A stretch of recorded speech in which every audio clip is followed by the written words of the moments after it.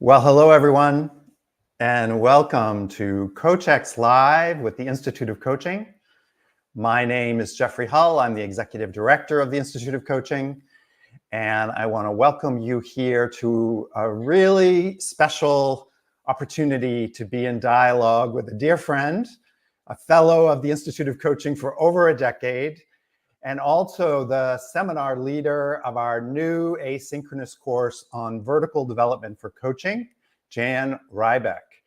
We are excited to have this session today because this is the final week to be able to have the early bird pricing on this exciting new asynchronous course that's been developed, focused around vertical development, or what is sometimes called stage development, and how it can be applied to your coaching practice. And I am really excited to be here with, as I said, my dear friend and the Institute of Coaching's dear friend, Jan Rybeck, who is an expert in this space of vertical development and has worked with us over the past few months doing live seminars and also in helping to create this new asynchronous course.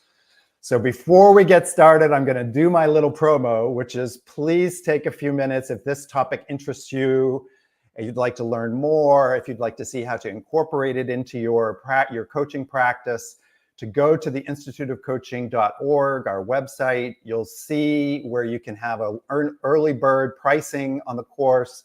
This is an asynchronous course of over 6 hours of material with Jan at the helm, and also a number of other experts that will be joining her along the way, people that are very well known and have strong research backgrounds in this area of stage development, human development. And you can do the course at your own pace. So you will receive 7.5 CEUs from whatever organization, ICF or EMCC, where you get your certification. Once you've completed the course, taken the quiz, which we've made relatively difficult, I have to say, because I took the course, I took the test, and I did not get 100. I passed, but it's not as easy as you think. So anyway, I do absolutely encourage you. We're going to dive in here with Jan, learn more about this course, learn a little more about vertical development, but I just want to set you up to think about taking advantage of this incredible opportunity as we build out the Institute of Coaching Academy. The IOC Academy is now 2 years old. We have a mental health literacy course, which has been incredibly popular, and Jan is at the helm of our second asynchronous course that we're really excited about. So I see folks coming in on the chat. Jan, can you see the folks coming in? People coming in from all over the world. So welcome from Atlanta, from Johannesburg, from Portland, North Carolina. Jane signed up for the course. Thank you, Jane. Very cool. Please do say hello from wherever you are. And these are short interactions that I have with folks on LinkedIn Live, but I will really try to get to your questions. So, Jan Rybeck, let me first tell the world that's joining us just a little bit about who you are. Jan is, as I said, a longtime fellow with the Institute of Coaching for over a decade. She actually kicked off our very first roundtable in Washington, D.C. for the Institute over 4 years ago, I believe, and is now sort of the founder and part of the community where we now have roundtables all over the world. And I would say I have Jan to thank for that. She's a master certified coach. She has a number of webinars, articles, and other resources available that you can find on our website. She has been an executive coaching leader for a number of years with multiple consulting firms. She's worked in government, healthcare, private sector. She's taught at Harvard Psychology of Leadership course. She's served on the faculty of New Ventures West Integral Coaching Program. And in this relationship with vertical development, she's a partner with Nick Petrie, Carl Sanders Edwards, and others around the development and use of this new tool that is really exciting called the Vertical Mindset Indicator, which I'm sure she's going to tell us a little bit about. So needless to say, we have an expert in the house. She's a dear friend. I'm excited to be here with you, Jan, and welcome. Thank you, Jeff. So let's start with the basics. Okay. I don't think we can assume that folks that are joining us from all over the world know a lot about vertical development or about stage development. And Right. so maybe step back, give us a little bit of history of how you got involved with this particular theory area, how it's impacted your coaching practice, and why you think it's so relevant for today's world. Yeah. Thanks, Jeff. So, to not not be a spoiler for what you're going to get in the course, I'll just give a quick high level overview. So, vertical development, also known as adult stage development or ego construct development, has actually been around for quite a while. It's been around since the mid part of last century, building off of the work in child development psychology of Jean Piaget and the idea of how we grow through stages in terms of our mind capacity and how we put things together. Or how we make sense of ourselves, others, and the world, our situations. And what vertical development itself is about is this predictable pattern of stages that we grow through.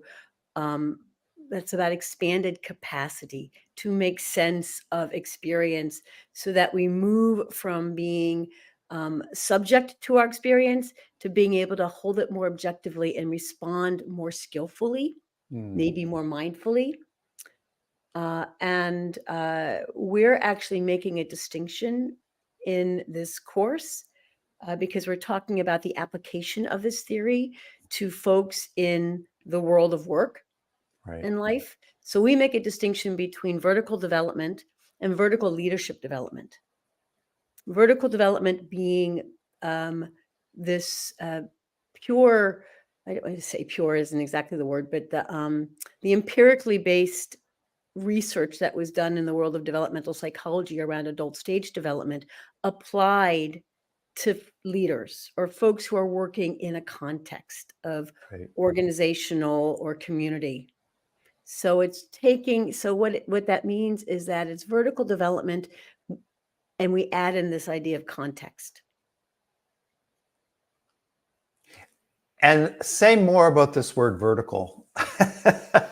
Well, I know you and I have talked about this. Trigger word. Yeah, I mean, no, it's great. It also, whenever you do the I acronym, cannot wait till we get rid of it. we do the acronym, and it's VD, which is even more controversial. Well, that's why, actually, to be honest, I mean, I said let's just call it vertical leadership development because I don't want to call it VD. Let's call it VLD. It's a little bit kinder and gentler. So vertical, vertical development actually is a term that's applied in the psychology world to stages. There's a certain criteria you need to meet to be a vertical, to be a hard stage model.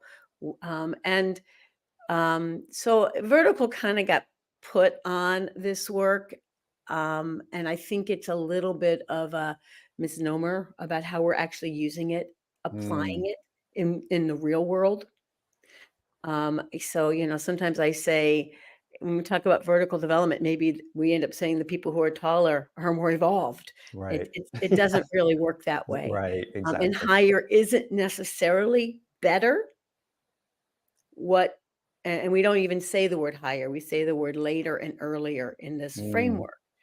And that's where context comes in because, and it's a little bit wonky. It's you have to stretch a little bit to really get this. It's a both and. Right. So later mindsets, as you move through these stages and you build more capacity, and technically you do have more capacity to see, understand, empathize, respond with greater variety, more flexibility or agility, because in theory you've moved through these earlier mindsets and you know what it's like and you can tap into them if you need to, if the situation warrants, or if you want to. It's a choice.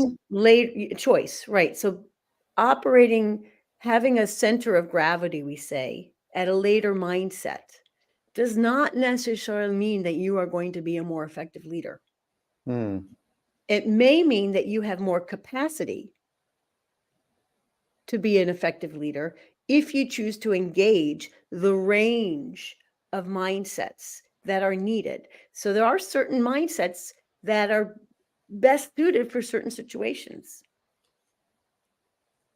The thing absolutely. is, you don't want to get limited and stuck to that's the only mindset that you operate from so that you have blinders. Right. And so becoming more aware. So when people, so we say, use this, hold stage lightly, take growth and context seriously, Beautiful. right? Use it as a map, not a measure. Right. And once leaders and coaches are exposed to the map and understand what the edges and opportunities are with different mindsets, it can be used to better define what some of the edges are. And with edges come opportunities. Like an edge can be a doorway, an opportunity, as well as limitations or ways that our constructs, our way of putting the world together limit us. And once we begin to see that, we have options. We have choice. Do I explore this? Do I stretch beyond my comfort zone? And that's actually pretty important here, because the other thing about this concept, this area of vertical development or capacity, think of it more as capacity growth, is we're talking about mindset. Mm, Mindset goes very deep. Mindset is not just how we think. Mindset is how we experience, how we feel, the assumptions, the beliefs, our cultural shaping, our assumptions, our fears, our hopes, so much, even how we carry ourselves, because so much of our stories about the world we carry in the fibers of our being. mm, So all of these things can contribute to mindset. As we know, we have more neurotransmitter receptor sites in our gut than we do in our brain. So there's a whole lot of elements that go into this idea of mindset. And so to take on our mindset, to work with our mindset, to come face to face with our mindset and how it both shapes and limits the way we approach the world is actually a pretty profound process. It's what we absolutely. talk about as transformational. So, and to do that type of growth is experiential. It requires being in experience and allowing that experience to grow you. And so having a map like these stages becomes helpful because it can point out very specific growth opportunities and edges. Because if it's not specific, if we're not clear, well, what is it you want me to do again? What am I going to do again? And if it's a really big stretch, or it's something that really asks us to do something that steps outside our comfort zone, we're probably not going to do it. It's like Right. when you say you need to communicate better. Okay. Everybody does. Right. So Who where do I doesn't? start? Is I need to be a better listener? Do I need to pay Right. attention to how other people are hearing me? We need to be very specific to step into an experiential Right. experiment. It's great. I'd like to be very specific with you because I think, um, folks are going to join you in particular for many hours if they purchase this course. And those that have been with you in your live seminars, which are 6 hours, have spent a lot of time with you. I've been privileged to spend a lot of time with you, both personally and professionally. And so, talk a little bit about Jan. How did you and your coaching lead you to vertical development, and how has it impacted your Oh, professional experience? that's a really great question, Jeff. And uh, I'm not exactly sure, other than this stuff is just endlessly fascinating in terms of how it taps into what it means to be continually waking up. Did you have a moment in your own coaching practice where all of a sudden it became, aha, this could be really a powerful Um, tool for me? I think it was more so my background is from therapy, family therapy. So that was my initial career. I was a family therapist until the early 90s. And I just felt like, and then I started feeling like what I was doing wasn't exactly therapy. It didn't match the medical model that I was trained in as a therapist. And it felt more like coaching, but coaching wasn't quite a thing, right? I I can actually remember started calling that. it coaching, but coaching wasn't a thing back in Right. 1990. And but I found if I called what I was doing coaching, excuse me for saying this, but the fathers would come in Ah, therapy. And when you called it coaching, it had a different feel. So I started right. calling it coaching. And then coaching came around as a profession. And then when I started helping my husband with his business and was doing much more coaching within the business, I started learning that this really had a place in business. And then coaching came around and I joined in with the coaching field and organizational development. And that's how I moved into coaching. And I felt like the one thing that was missing in the coaching that was growing up around me was the depth that I had from my my work as a family therapist. Understood. Right. And there was so I wanted to bring a more health, I don't know if it's health or whole person rather than seeing people as ill, Right. seeing people as whole approach to the work that comes from coaching, as well as the depth that I The got from my depth. work is Yep. understanding ego. So ego psychology was my training as a therapist and moving into systems. And so I just felt, and then I was introduced to the developmental work of Suzanne Cook-Greuter when I did my coach training backwards, right after a dozen years of being a practicing coach. Me I too. went and did my yeah, So we right. can We relate. all We have did that because in we started common. coaching before coaching came around. And um, New Ventures West introduced me to the developmental work of Suzanne Cook-Greuter. I connected with Suzanne, got trained by her to score the mature adult profile, which is the tool that she developed around the core assessment, which is the Washington University sentence completion test, which is the same body of work that led to the global leader profile and the leadership development profile and the stages work. So several of the other uh, tools that we use to assess adult stage development. So I got into it, and I found that doing this work invited my clients to go deep instantly, just very Wow. quickly. It just cracked things open. That's amazing. Anyone, we're going to have a few more minutes. So while Jan's taking a breath, if you have a question for Jan, if you have a question about vertical development or about the course, please put that in the chat. We'll try to get to it. Talk to us a little bit about this vertical this tool that you The developed. VMI? Yeah, because I took it myself. I found it very insightful. I think folks that take the class are going to learn more about that. How did you come to be part of the team? I know with Nick Petrie and others to develop that.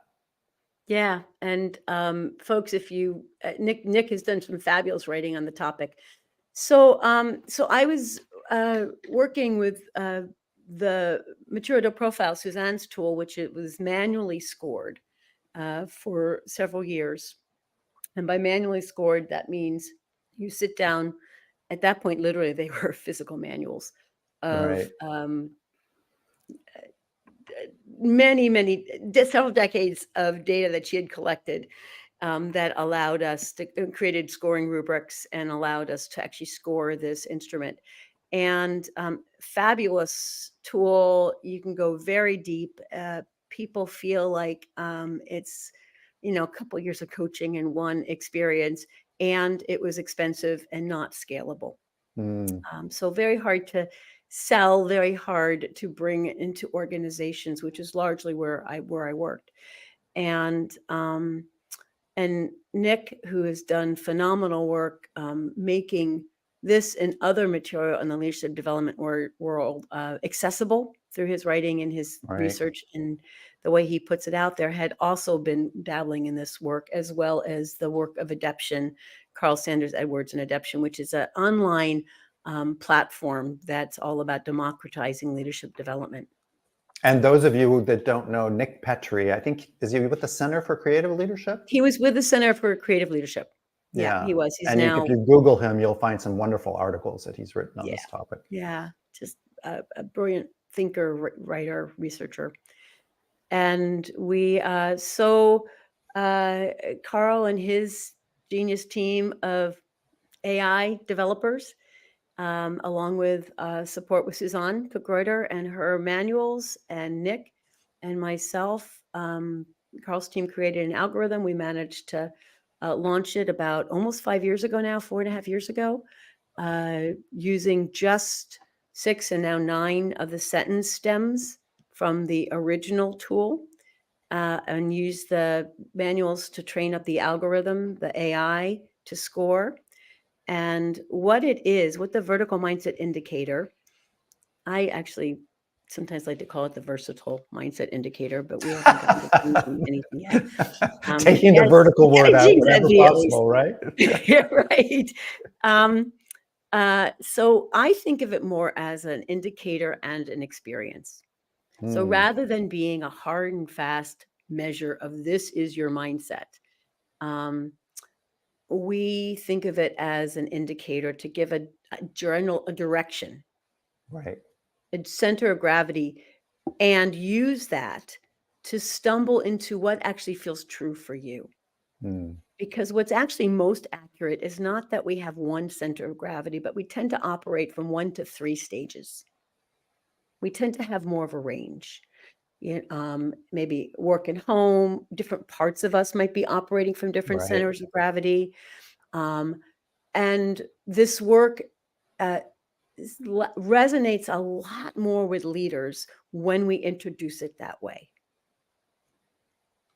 Yeah, it's less Rather of than a pegging. judgment around. So you've done this assessment and you turned out to be at this level X, and there's one above you or one below you or 3, and that puts people in a position of comparing themselves, wanting to Yeah. know, and you're trying to avoid that. I love this theme of versatility, because it's not that one is better or than the other. It is depending upon the context. If you have a team, for example, and they're not all in what you might call a self-authoring space, you don't want to just automatically assume that they are and just empower them. You have to go to where they are and actually resonate. And it's a part of where you have been in your life, depending upon whether you're raising children or pets or, struggling with your spouse. So we've all been in all those different places. So it is So really glad you more noted about, that. it's about versatility, not verticality. And one of the things we've discovered, because the beauty of the VMI is that we have been able to do this at scale. It's much less expensive than the manually scored instruments, and the online access makes it very scalable and affordable. And because we've been able to do it at scale, one of the things that we've learned is that there's actually a third development path. So when we've talked about adult stage development or vertical growth, vertical development, we talk about either you're consolidating within a stage and doing the work of that mindset to grow your capacity to have access to the next. And there's also transitioning to the next stage and grow and expanding, right? Breakthrough. So those 2 different growth patterns. We've also noticed that this building versatility or building range is a third growth path. Even though, so we talk about that, although I'm sure from you wrote a whole book about this, Jeff, about, flex, Yeah, it's that about agility. leaning to an earlier mindset, you can do it, but it's not always easy, right? I mean, if you've been there, done that, what does it take to actually lean back to an earlier mindset to meet people where they're at and hopefully maybe bring them along to a later mindset that builds capacity for the team or the organization? Right. And you can stretch to the next mindset up. You can stretch and experiment. And that's not necessarily easy No, because because there's you this, might leave your own team in the dust. right? Well, yeah. Or you're going to stretch outside your comfort zone, Right. or you might do something that other people don't get. So understanding what it takes to flex is a developmental path too. Absolutely. And not expecting yourself to just flex not be, be Gumby back and forth, because, anyone who's done yoga knows that it takes a little bit of work to flex. Yeah, and you can overdo it. I mean, those of us that are yoga practitioners. Right. Or it may not be yours to do. You might identify that, listen, we need to meet the people who are dealing with the details, where they're at and what they actually can hear. Right. And I'm not the best person to do that. So who might be the best person to do that? So Absolutely. it's another way, we have all these tools. It's another way to understand the diversity and the capacity of the organization, the people we work with. And how do you articulate the way that can really serve coaches? Well, a couple ways. So, the first is awareness and understanding where your where your clients are coming from, and how to meet them where they're at. If you're working with somebody who's operating largely has a center of gravity as an expert mindset, and they need to know, uncertainty is really hard for them. They just need to know exactly what it is they need to do next, Right. or they are very grounded in what is empirically known, credentials, things like that. You're going to Rational. want to meet them where they're at. You don't want to get ahead of them. It's really easy, or expect them to all of a sudden be innovative and considering nuance and being in the uncertainty. So it allows us to avoid what I call overcoaching. Well said. Yeah. Yeah, Beautiful. and the same time, you want to meet people. So if somebody is operating from a place of, well, I'll give you an example that I've been through. I think I wrote about it in an article way back when, where I worked with a coach long time ago. I mean, I'd say almost 2 decades ago, when my kids were entering into teenage years, and I was so aware of how the most formative time in my life was when my kids were small, raising kids, parenting, giving birth, and raising kids. And that is a big part of who I was.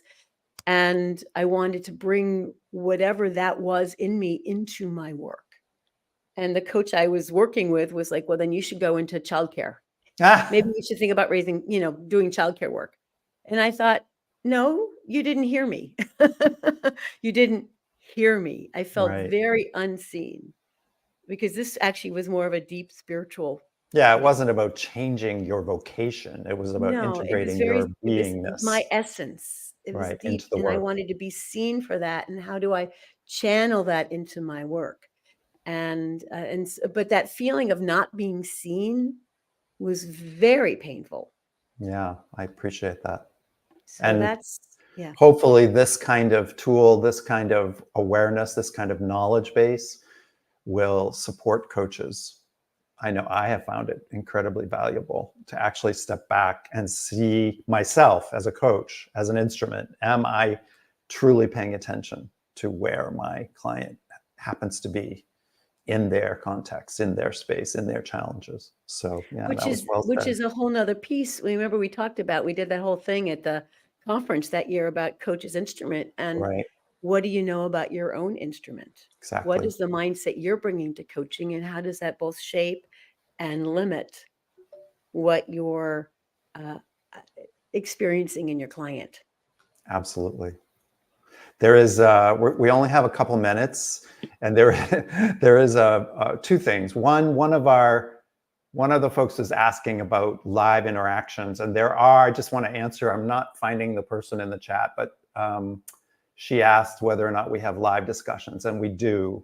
Jan does continuous, regular live discussions with folks that are taking this class. So that is available, because it is very helpful to have just a live conversation to feel like you're part of a community, even though the course itself is asynchronous.